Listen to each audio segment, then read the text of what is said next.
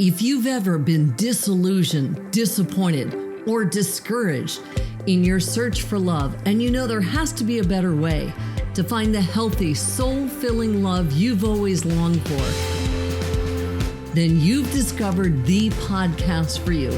I know, as Ken's work personally has led me to find the love of my life. So here's your host of Deeper Dating, Ken Page.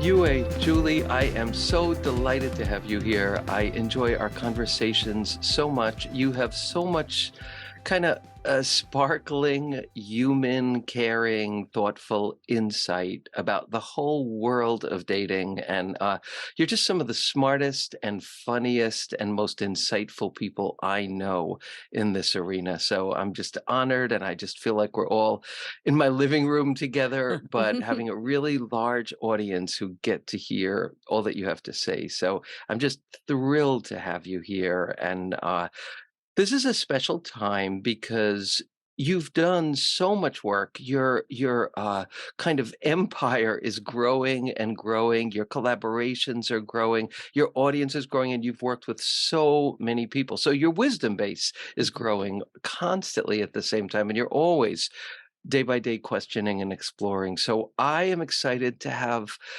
all of our listeners tap into your wisdom, your insights, your experiences, of which, you're kind of up there in terms of people who have heard dating stories with consciousness and awareness and reflection. Like in this world, you're really up there with, the few people that have done this to this degree with such consciousness. So in this time, I'm going to get to hear from both of you. We're all going to get to hear from both of you about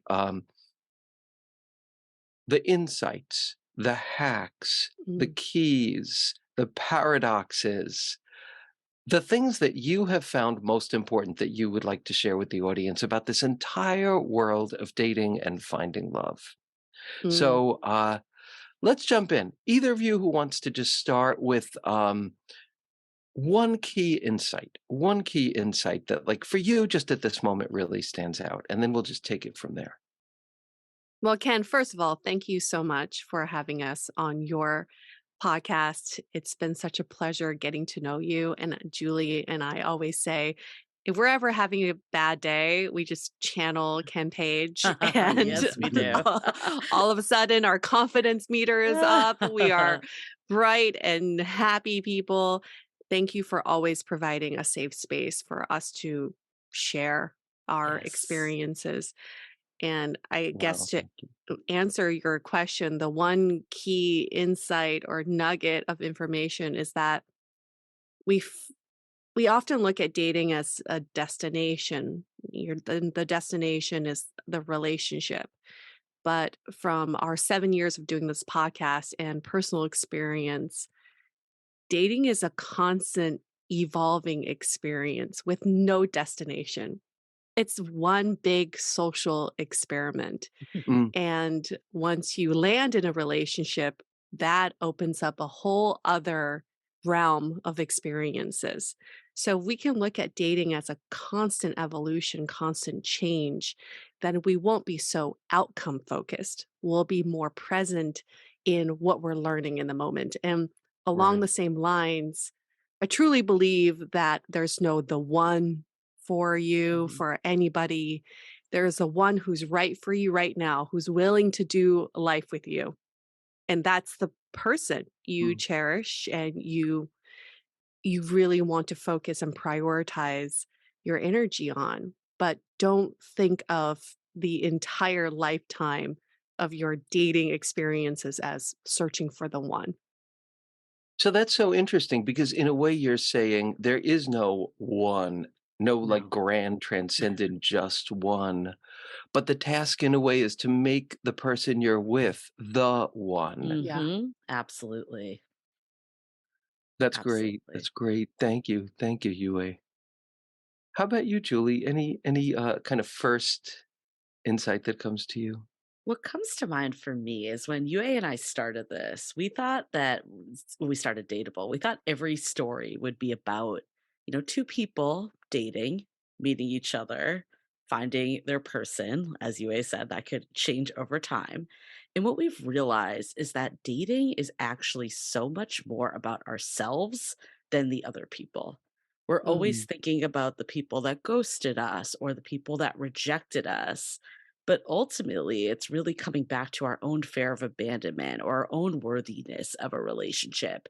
And that's why dating is so difficult. It's not, yes, it's hard to find someone that you mesh with. I don't want to undermine that.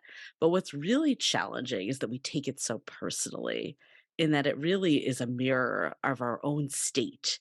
Because when you think about it, dating is the most personal thing in the world. You could equate it to a job interview, and sure, of course, if you don't get a job, it hits your self esteem in some ways. But at the core of dating, you're asking someone to be with you, to love you. Mhm. That's a lot. that's a lot. Mhm. Yeah, it's really true. So your very sense of self is at stake. Hmm. Absolutely. And would you say that as we shift and grow our sense of self, our dating experience shifts as well? Oh, absolutely. I know for me personally, that was the key. Like, I think for years I was like, okay, do they like me?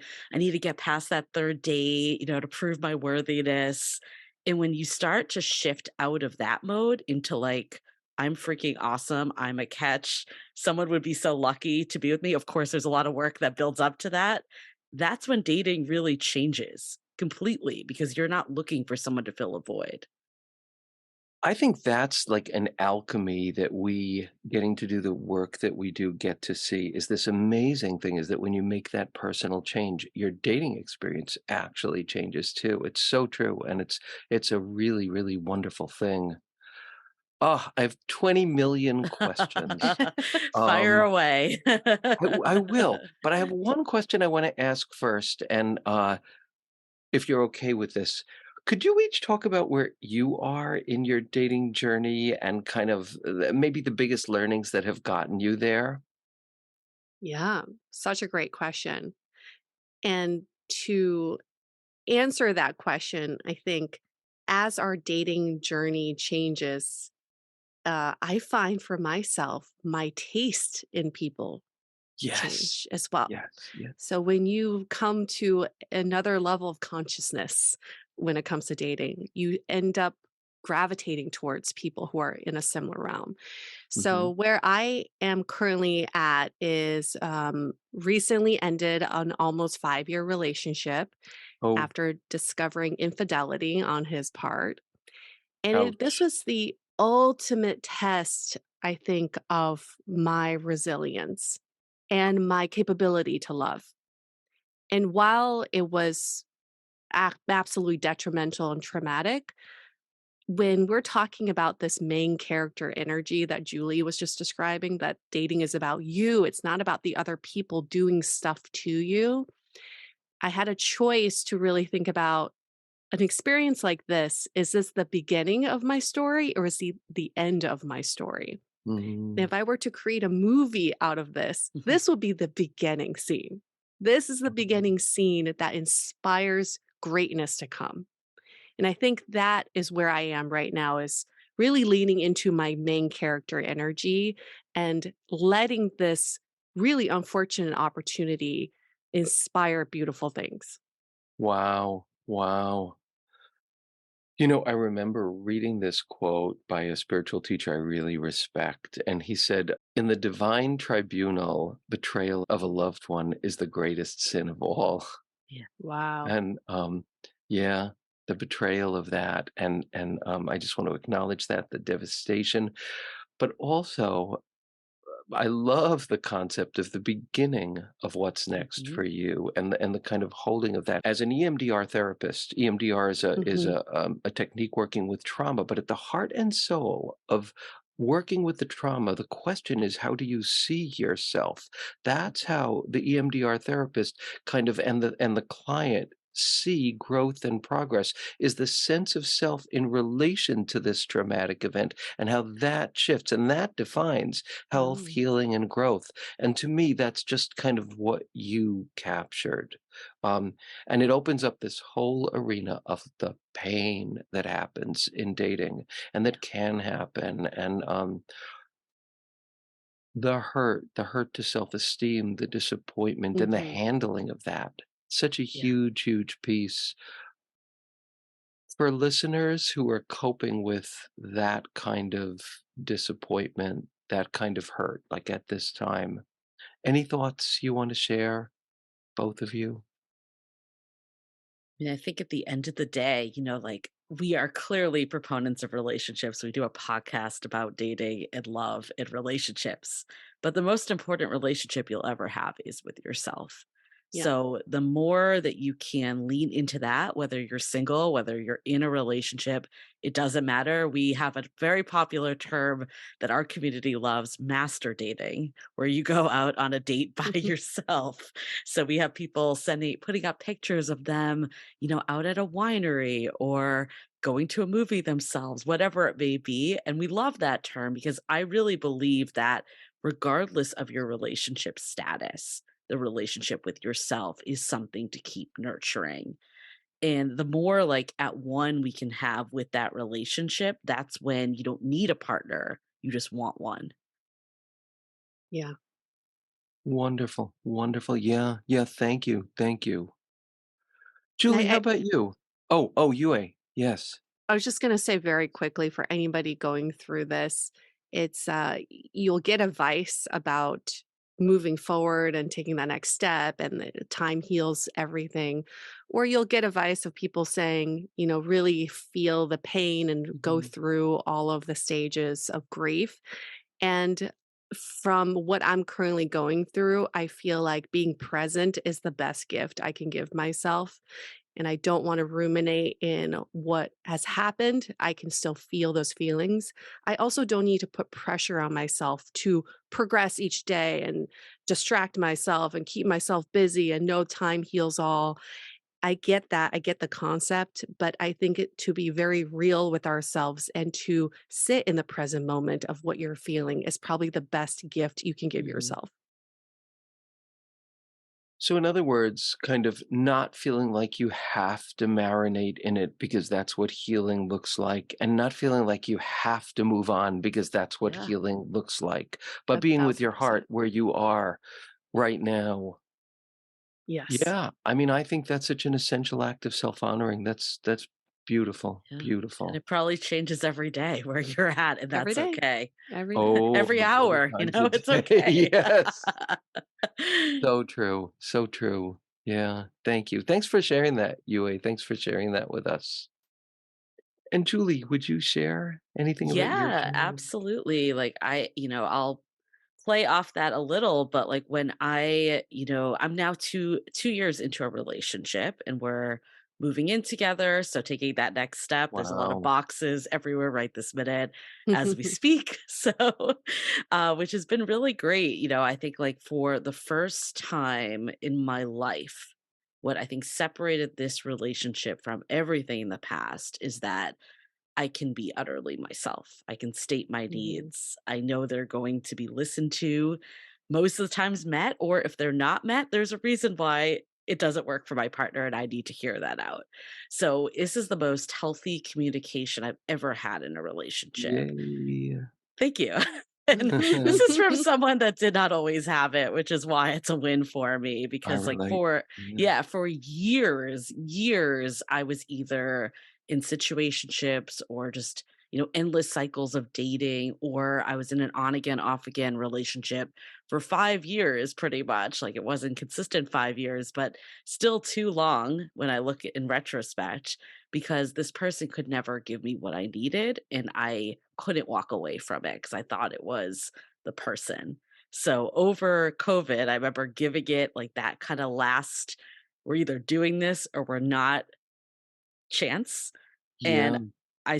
very quickly saw that not enough had changed. And Mhm. ultimately, this wasn't a relationship that was meeting my needs. And we see this so often in our community with our listeners that we're always trying to hold on to these relationships, whether it's for fear of nothing better coming along or fear of, that you're not worthy. I probably had both of those happening, or that you just haven't seen a good definition of love. I think that's a lot of people too, is that either growing up, we didn't see those role models, or we're just like in this endless cycle of modern dating where it's kind of the norm that you're going to get ghosted. It's not, it's kind of expected. So it's really sad actually when we think about it that that's become so Yeah. normalized. Yeah. So Yeah. I think, like it took me a long time to realize that I actually, like, wanted more and needed more and could ask for more and meet it's a lot easier to meet someone that's willing to meet you than try to change someone that's not. That was a lesson. Took me a little too long to learn that you can't change people. It's a Yeah. hard lesson though. That's a hard lesson. Yeah. Yeah. I'm just thinking of the similarity in what the two of you talked about, which is about this piece of the bravery to say no to Yeah, a relationship. Like it takes absolutely. such bravery. It's so scary. It's like I was dating someone years ago who was just not the nicest person in a lot of ways. And my dad said to me, he said, Ken, it's going to feel like amputating your own arm, but you're going to Wow. have to do it. Yeah, it's That was hard in the so moment helpful to me. when you don't And he's a have Holocaust yeah. survivor, Oh, so, shoot. like, he knows pain, Yeah. he so he's kinda got that, like, gravitas, so that helped me a lot. Yeah, it's hard when you're in it, when you're really in it, and it's very difficult too. I think you could probably relate to this. We get so many mixed messages, like dating's supposed to be easy or Uh, relationships are hard, uh, and uh-huh. you don't know like sometimes like what is the level of hardness that you have to work through versus that point where it's just not working. And it's a Oh my hard god, balance to find. that's such a big one. That is such a big one. I'd love to hear both of your thoughts on that, and, even thinking about the fact that you have spoken to thousands of people probably asking those same questions. I'd just love to hear any of your thoughts about how do you suss that out? Like, when are you supposed to not quit before the miracle? When do you like Mm, give all? Marianne Williamson has this great line. She says, both feet in until both feet out. How do you know when to put both feet out? How do you know when to keep trying? I'd love to hear any of your thoughts from all that you've seen and all the people that you've worked with. Any reflections on that for people that are wondering, should I try harder or should I be leaving? Mhm. I think it's a question that gets asked every second of every day because we focus a lot on starting relationships, but we don't talk about leaving or exiting out of relationships. And many of us depend on external factors to happen. The other person has to move. There was infidelity. There was some sort of disagreement. The other person gave up.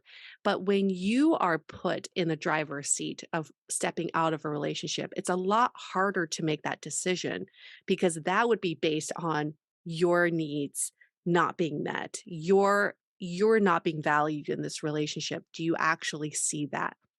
I think in Uh, my experience, as I look back upon this 5-year relationship, I always felt like as long as I say I gave it my best, I tried my best, and there's nothing more I can do.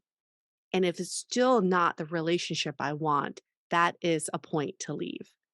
My ex partner, on the other hand, relied on external events, something to push the relationship apart. I'm grateful that it did happen that way because it made a very clean sever of the relationship. But I think if we this didn't happen, I would have eventually had to take the steps to exit out because I felt like I really did try my best end of yeah, the day. yeah, yeah, yeah. So those two pieces, the piece of like knowing that you tried your best, like both Mhm. feet in, and then the other piece of kind of how you are feeling, how you are being seen, how you are being held overall in a kind of like general way. Is that meeting your needs or is it not? Right. Yeah. I mean, I think there's a big difference too of merging two people as humans that have different beliefs, different ways of doing life, and coming together versus you don't feel respected or the relationship isn't consistent or it doesn't bring out the best side of you. We have our 7 things that matter. That's kind of this like gut check of okay, can you go through and just be like, how is this relationship making me feel overall? The So I think, 7 things that matter. yeah, so we could go through them, but it's consistency first and foremost. I think Consistency. Huge. Yep. if that's not there, then ultimately nothing else matters. Like if someone isn't reliable, they're not showing up, Yeah. there's what else is there at that point? Like that's the core of a relationship. Yet for so many of us, myself included, we settle for people that are not consistent. We settle for people that, we won't settle for someone that's under 6 feet, but we'll settle for someone that gives you like the bare breadcrumbs. And when you think Yes. about it, it really makes no sense at all. Yeah. Yeah. Well, this just reminds me, I had a conversation with a friend of mine. He was trying to exit out of a marriage where there were kids involved, or he was still kind of pondering whether he should do it or not. But he said he was listening to this audio tape at the time. And this woman said, I'm going to give you 7 questions. And these 7 questions, if you can even make it through all of them, you're going to get clarity. But most likely, you're going to get clarity by the third question. Yeah. So here are the questions. I found Awesome. them extremely interesting. The first one was there ever violence involved? Was Right. your life ever in danger? Easy one, right? If your answer is yes, get the fuck out. Yeah, or The just to second say something about that your life might not have been in danger, but if there was physical violence, still get the fuck out. Mhm. just still get the Yes. fuck out. Yeah. The second question was the relationship ever epic? Was there ever a moment you thought, this is the relationship, the love of a lifetime? Was it ever epic? So he got to that question. He said, yeah, like in our second or third year, we truly made an epic marriage. The third question was, if you exited the relationship and it can be guaranteed that nobody gets hurt and everyone comes out unscathed in the entire your community of people who may be affected, would you exit? And Mm. that made him cry and say yes, because he Interesting. was very much scared of his kids being affected, his family being affected, her being affected. And he said, if that can be guaranteed that everyone comes out fine, Mhm. I need to leave. That's a And really that was, good point. he only got to the third question. He's like, done. Wow, but I wanna hear the rest. They're awesome Yeah. I questions. know. Well, I didn't, he only got to the third. So Oh, I damn. had to find the rest of the questions. I mean, that's the thing too. It's like at different stages, there's probably different questions you're going to ask too, right? Like that's Mhm. I very think that's different. really true. Yeah, like Yeah. when you're first Mhm. meeting someone versus, when you have to determine if you exit this, will it affect other people? It's very different. But I think it's a good reminder that we're consciously making these decisions. It's not like we're putting our partners under a microscope, but it is important to constantly and consistently be checking in with yourself. Yes, yes. Mhm. Ah, you know okay, so another question, and then I just wanna let the 2 of you just say kind of what you wanna say. I feel like because you're just such you're really treasure chests of experience and insight, so I just wanna hear, like, anything that you wanna say to the listeners, but I do have this one question. I would love to have you both talk about, like, the ways that we push love away, like that Mm, piece of work, maybe without mm, even realizing Mm. it or realizing it, but we can't help it. Like that dimension of the dating journey, the ways that like almost against our will or behind the scenes we're sabotaging. I just love to hear any of your thoughts or stories or reflections or advice. 'Cause that just seems so significant. It is very significant, and we often talk about how we think we're headed into a love crisis because much of the younger generation and our generations are giving up on love. They're You think burnt out. so? Yes. They're burnt out by dating. They see the outcome of their parents' generation. We're also just dating in such a way without a north star these days, that there's just so many configurations of a mhm, relationship and dating, and people are definitely exploring them all, but they're not understanding that this is part of the process. They're only seeing the failed attempts, right? The kind of like the course correcting that happens in between, which can really be exhausting. So we feel like what is pushing people away from investing in dating is one, they're very outcome focused. You really only focus on finding that person who gives you butterflies and chemistry and wa- wanting to never leave them, and you can't live your life without them. That's not doing life with someone. That's not realistic. That is how rom-coms play out, and they're not real. So that's one piece, is that we're focusing so much on the outcome. The other part of it is that there's so much of this you versus me mentality in Mhm. dating too. People get on the defensive when they go on a date. They feel like, well, I spending my time with you. What are you going to bring to the table? But relationships, and Julie loves this word. It's a collaboration. It's truly two people coming together to work on a project together. Yet in dating, it's so much of a me versus you, Mhm. men versus women, men versus men, women versus women.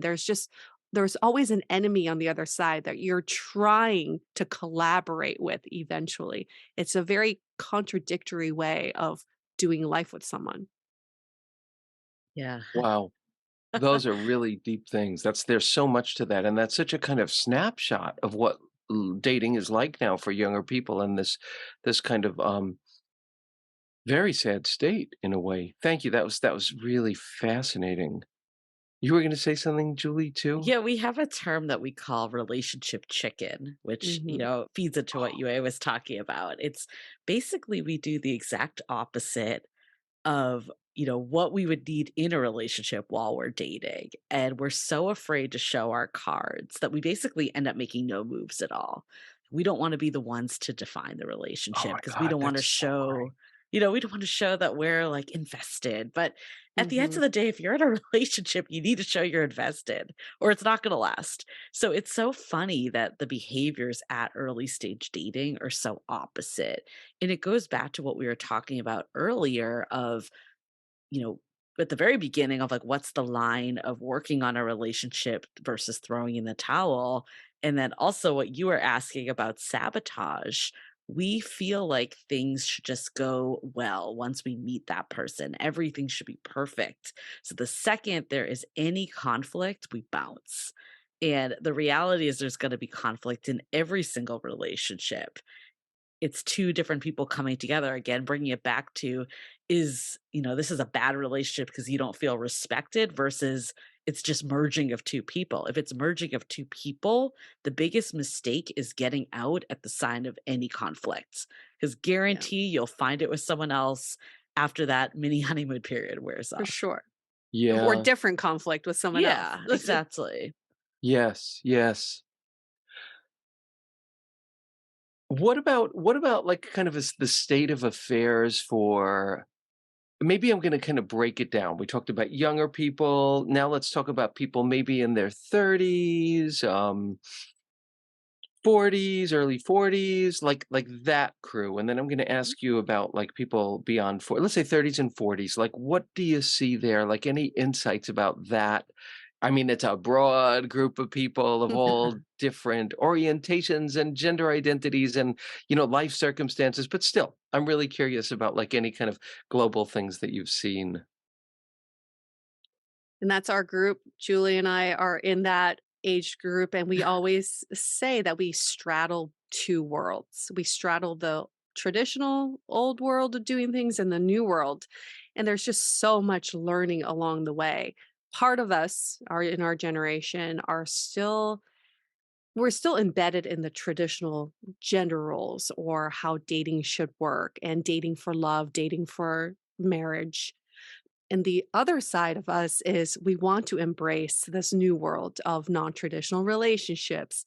How do I look at dating without thinking about marriage? How do I have multiple partners and have it be completely morally sound? So there's a lot of confusion in this generation alone, just with the straddling of the both worlds. And I Mm, think ultimately, this is the generation that's going to connect both worlds. We just haven't figure that out quite yet. And but Fascinating. the kind of the masterpiece that's coming out of this is that our generation is learning how to DIY our relationships. We are getting into relationships and saying, let's figure out a way for us to do just us that works for us. And maybe it has a little bit of the old world and it has a little bit of the new world, but these are ultimately going to be new traditions in a new way of doing relationships. That was amazing. Wow. That was so cool. That's really exciting. That's really an exciting thought that then becomes the question is like taking the Yeah. old, taking the new, taking what Yeah. isn't discovered and saying, what do we need for us? What is true for us? Yeah. Wow. So interesting. So cool. Yeah. It kind of going to like what you were saying of what is getting in our ways. It's crazy that even in 2023, we still hear women in their, 30s and 40s being like, I don't want to send a text saying I had a good time, Yes. or I don't Yes. want to reach out first. And I know for me, that was pivotal to just put that stuff away and just be like, if I see someone that's interesting, I'm going to reach out on a dating app. If I want to tell someone I had a good time and I want to see them again, I'm going to do it because ultimately, I want someone that I can just text freely or talk to freely. So if I'm holding back at these early stages, like what relationship is that setting you up for? So I think we're seeing a lot of people have these light bulb moments and really unlearning the rules, unlearning the bad dating advice and those terrible books that we were fed for years. Not deeper dating. Deeper dating was always on the ball ahead of this curve. I Mhm. mean, like Why Men Love Bitches and the rules, like those books were really detrimental. And I know as someone that, maybe was a little bit of a later bloomer, I was like, oh, I just need to read these books and then I'll be good. And they actually really screwed me Yeah. completely. Mhm. Yeah.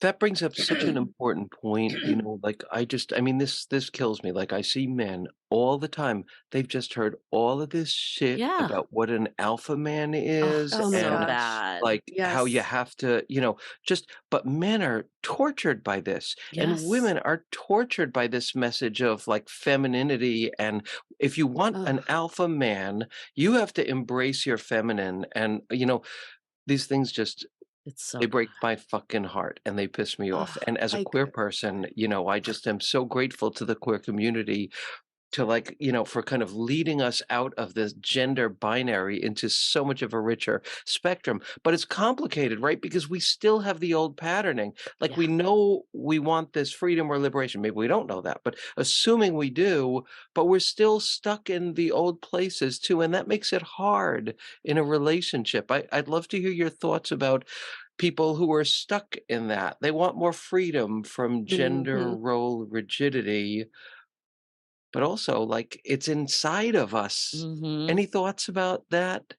Or experiences or stories or So many. You know what's so I bet. triggering? It's so triggering when people say, be in your feminine energy or be in your masculine energy.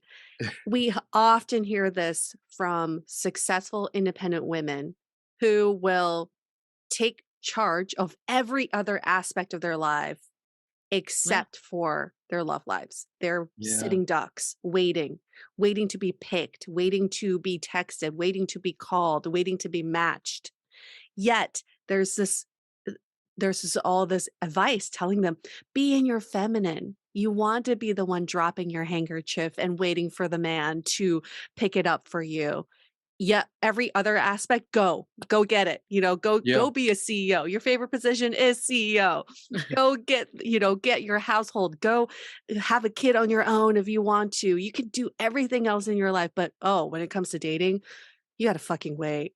Just fucking Yes. wait. And Yes, that and is don't be too drives me powerful. nuts. But Don't yeah, be Drives too me don't nuts powerful. too. And then don't you're not your authentic self. You're just like this dating chameleon showing up that blends in with the masses. It's so crazy making, right? Like, It be totally is. authentic, but be in your feminine self. yeah, Right. yeah. And Yeah, it's just don't let on too much. Like, yeah. Yeah, don't and talk about your work. Don't talk about Right. how right, successful you are. right. Talk about your lingerie, talk Yeah. about the pink dresses you own. Like, what? It's just agony. It doesn't even fit anymore, but it's so hard to get out of. And I then for the know. guys, I mean, Oh, it's an equal tyranny. It's the tyranny of if you're not the provider, if you're not the yes, leader. yes. I mean, forget the incel stuff. That's like Oh my scary and god. creepy Oh, and so horrifying. creepy. Let's just talk about like, how men are stuck in this thing of how Oh, they totally. and then the horrible thing of like you have to be in touch with your feelings because that's what women Vulnerable. Be want. vulnerable. But, you have to be the guy. You have to be the guy. You have Yes. Yeah. to be the masculine energy, and, you know, in the queer community, this is also true, but so much less true, and, John Gottman said that the queer community is 50 years, about 50 years ahead of the straight Oh, community I see that. in that regard because of, so much more freedom there. Not that it's not still true in the queer community, but I'm deeply grateful to the queer community for kind of leading the way to some degree. And as somebody who's 66 years old, me and my husband are kind of like stuck in old gender roles, but working on it. Our youngest child is transgender and gorgeous and free Mm, and dates right and left with people that are just it's just different for younger people in that way, and it's so beautiful to see. So, yeah, the old, the new, and kind of being in the middle. I mean, in a way, that's kind of exciting, right? To think about where we could be going. Mhm. mhm. Yeah, it just gets in the way of so much. And you were asking earlier of like what hacks there are, right? Oh, yes, let's talk And about hacks. I mean, I don't know if I'm going to give you the answer you want, but I feel like Oh, people are looking for the hack and the I hack know, doesn't I know. exist. I think we've heard so many, I think the pickup community too has really Oh, messed with men. Like I was talking to this one guy that was just convinced that the reason that he scared off this girl is because he talked about crypto. And I'm like, everyone's just so like not looking at the big picture. I think that's Yeah. what is one of the biggest issues and challenges in dating right now. We're so focused on making our profile perfect and having the best opening line, but ultimately that stuff doesn't matter. Like we just need a like a gateway in to like meet someone. It doesn't need to be this like perfectly crafted work of art. And the one thing you don't need in a relationship is a dating profile, but we see people just get so hung up on this process. And a lot of it, I think, stems back to who people think we should be. And you're Mhm. almost putting on that face in all these early stage dating, thinking there's a hack or the perfect opening line that's that you true. should That's send. true. Totally true. I am sure that in your bag of tricks, you have a million kind of like wisdom hacks as opposed to cheap hacks. So I'm just putting that Yes. out. If anything pops up in your head, I would That's love to hear true. that. I'm That's certain true. of that. I'm certain of that. Yeah. But I want to go. I want to continue that linear framing of age groups and just say Hmm. something Mm. now and ask you about older folks like 50 plus Mm. in all communities. Any thoughts or any thoughts about that? This is I an guess I guess interesting. I do want to say one thing in particular. Like, no, I want to hear your thoughts first. Then I'll ask my questions. Yeah. We actually have a big subset of people in this age group in our Facebook community, probably Uh, more than other areas. Some of it could just be demographics of Facebook, also. What's interesting to me is that a lot of the challenges that people have in this age group are actually very similar to people in their 20s and 30s. You would Mhm. think that it wouldn't be the same because, you're that much older, but a lot of people are dating for the first time or it's their first time using apps and online dating mechanisms. So while they have a lot of relationship experience, a lot of people are divorced coming back into the dating scene, they don't have as much dating experience, and we see it actually seamlessly integrate with the rest of the age groups. I think more surprising than I thought. uh, uh-huh, uh-huh. For sure. And if you think about it, back in the day, average lifespan was 50. You die at 50, so yeah, you get married, have kids, and then before you can even reflect on what you just did, you die. But now, as our average lifespan inches closer and closer to 100, we're entering uncharted territories, Interesting. especially for the 50 plus group where they feel like they're living a second life right Mhm. now. So many people are on a different marriage path. They're exploring all these non-traditional relationships.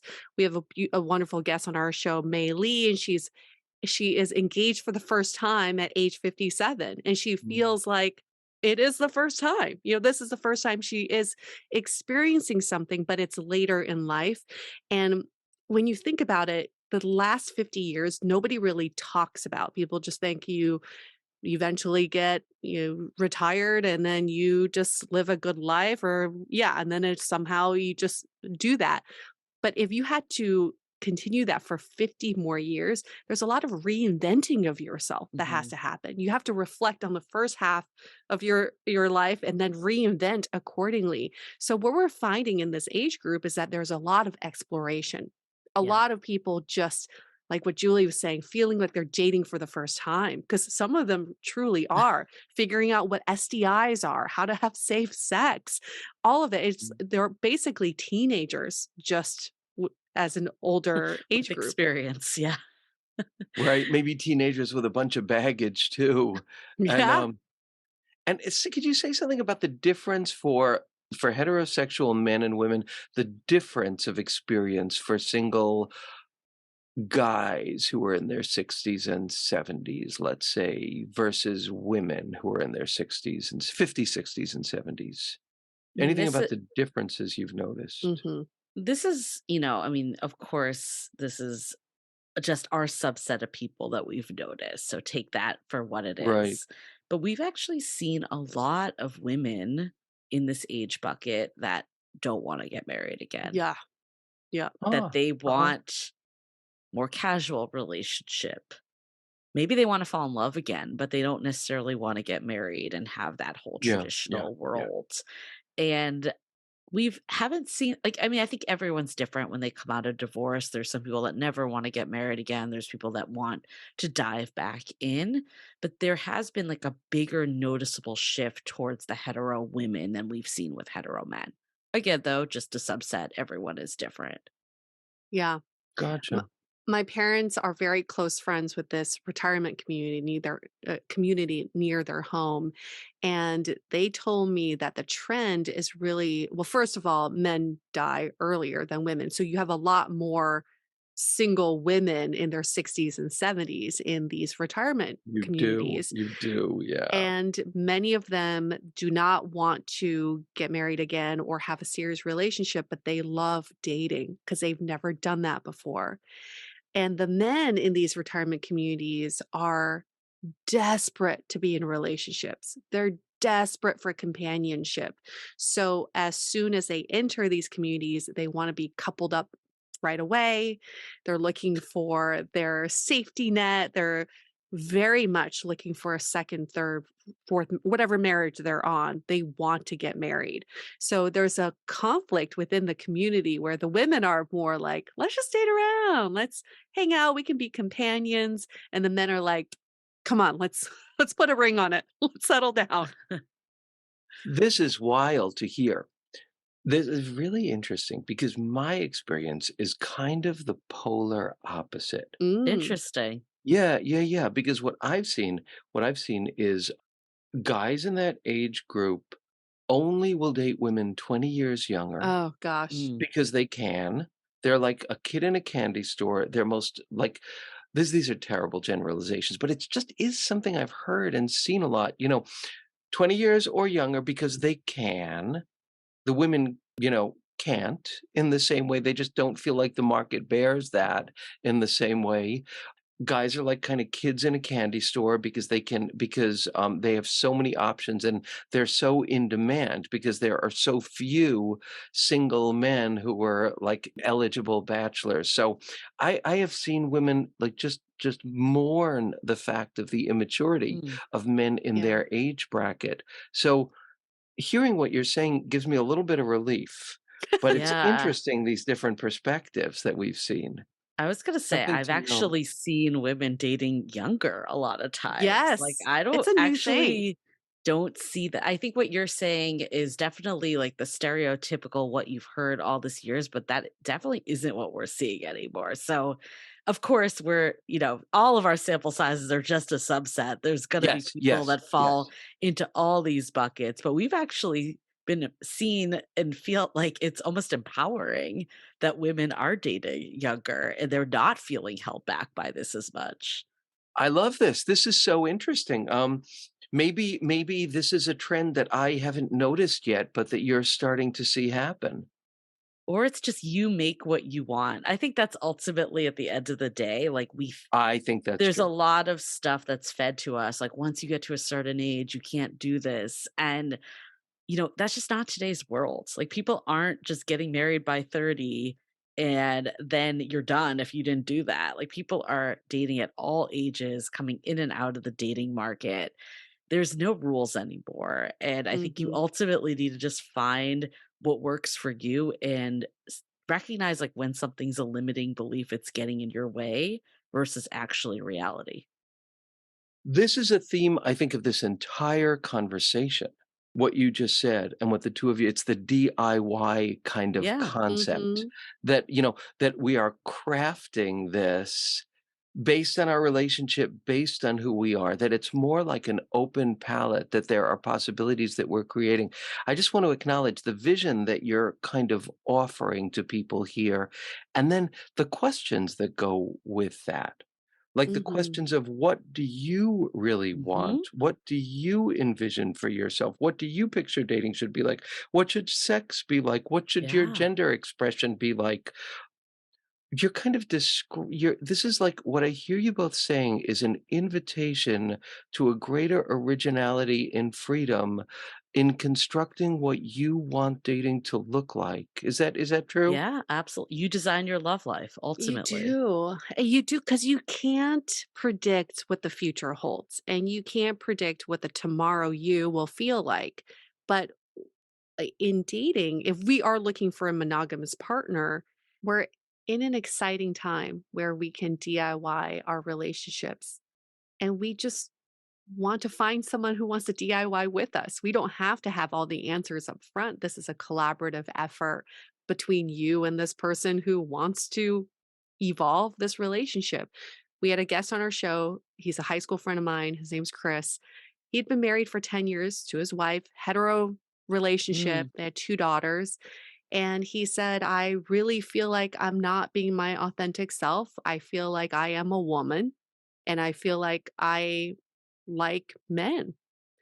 And instead of ending the relationship, which, we can't predict how their future will look like, but his wife said, let's see if we can evolve our relationship. So Chris became Cynthia, and now they renew their vows, Cynthia and her wife, and their daughters call them their 2 moms, and that's how they're doing their relationship right now, and it's working for them right now.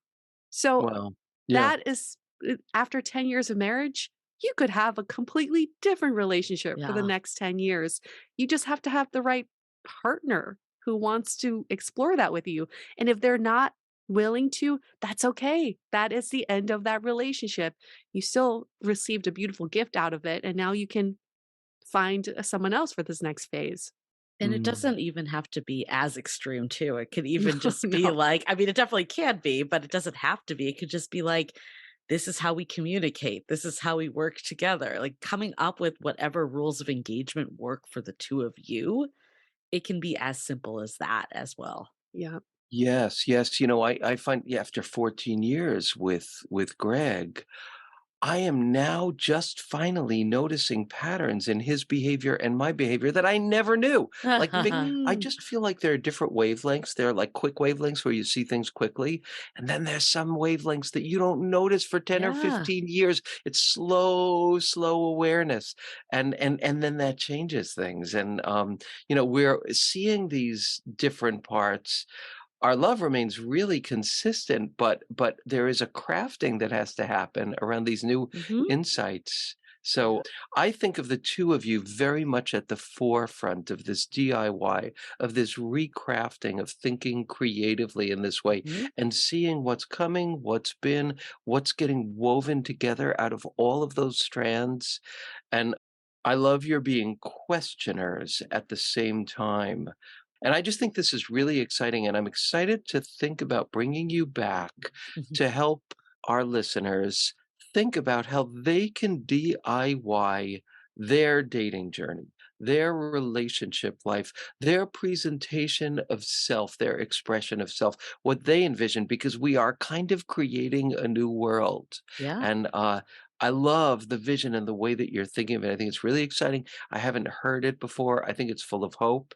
And I think it's an antidote to the despair that comes with all Yeah. the things that don't work Yeah. anymore in the dating world. So I love what you have to offer and what you're saying. And I would just like to ask you two things. Final thought from each of you, and then how people can get in touch with you. So first, maybe a final thought from each of you. Julie. Okay, final thought. Yeah. I mean, I think we've said it before. It's like you're ultimately the CEO of your love life. Like you decide what works for you. You decide who a good partner is. You get to fire someone if they're not showing up. And I know that could be intimidating to some people, but putting yourself back into the forefront is really the only way forward. And that doesn't mean that you're selfish. It doesn't mean that you're not going to be there for someone. It just means that you're going to give to the person that's going to give back and that's going to show up the way that you do. So, in order Hmm. to DIY your love life and design something that works for the two of you, you need someone that's going to be in there with you. It can't Yeah. be the situationship or person that's half in. And until we can start getting rid of those people, it won't allow for the right person to get in. Yes. Yep. Thank you. Thank you. Three cheers for the wise no. Hmm, yeah. Yes. Thank you. Yes. And you, A. Final thought from me would be dating is a balance between surfing and diving. So, surfing above water, you're going with the waves, seeing where things go, being malleable. And when you dive, you're being vulnerable and you're getting to the core of who someone is and getting to the core of who you are. So many of us have mastered the surfing Mhm. in dating, but the diving is probably the most difficult entry point for so many. And we think it's about getting vulnerable and trauma dumping and talking about our past and our secrets. Ultimately, the diving part, and if we're really looking for a hack, is asking the question, what are you currently working through? You can ask that question to someone you're on date with. You can ask that question to yourself. And that helps you dive underneath the waters of someone's surface level offerings and knowing that everyone's working through some shit. And now you get a glimpse into what they're working through, and they get a glimpse into what you're working through. And that's kind of the ultimate first dive you can do in dating. I love that. I love that. Thank you. Thank you both. It's just, you're very special to me, the two of you. And I'm just so glad to share you with my audience. And I'm excited for this whole concept of DIYing your relationship and your vision of relationship. That's just really exciting. So, how can people get in touch with you? How can they learn about your podcast? How can they learn about your projects, your offerings? Yeah, I mean, we are on every podcast player and platform out there. So Apple Podcasts, Spotify, Dateable Podcasts, at Dateable Podcast is our Instagram handle, pretty much across the socials. And you can always go to dateablepodcast.com. Perfect. Yes. Perfect. Well, you both are awesome. Thank you so much. This was a delight as always. Thank you so Thank much, you, Ken. Always Ken. an honor. Mhm. Thank you. And see you all on the next episode of the Deeper Dating Podcast.